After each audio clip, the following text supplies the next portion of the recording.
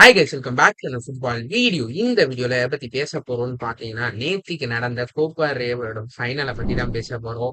First of all பார்சிலோனாவுக்கு ஒரு பெரிய congratulations சொல்லி ஆகும். எங்கேயோ இருந்த மேட்ச் அவங்க திருப்பி ஒரு டிராமா ஆஃப் த மேட்ச்னு சொல்லணும்.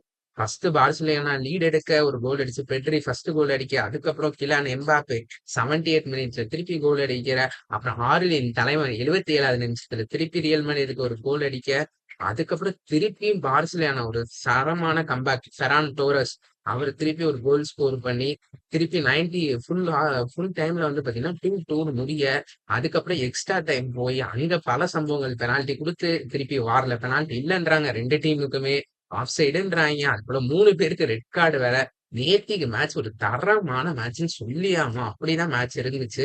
ஒரு ஃபெஸ்ட்ன்னு சொல்லுங்க ஃபுட்பால் ஃபேன்ஸ்க்கு. அப்படிப்பட்ட மேட்சை பார்சிலோனா ஜெயிச்சு கோப்பா டே ஃபைனல ஜே குண்டே வின்னிங் கோல் அடிச்சு இந்த மேட்ச் அவங்க ஜெயிச்சுட்டாங்க. ஸோ பார்சிலோனாக்கு நம்ம ஒரு பெரிய கங்க்ராச்சுலேஷன்ஸ் சொல்லி இந்த வீடியோவை முடிச்சிருவோம்.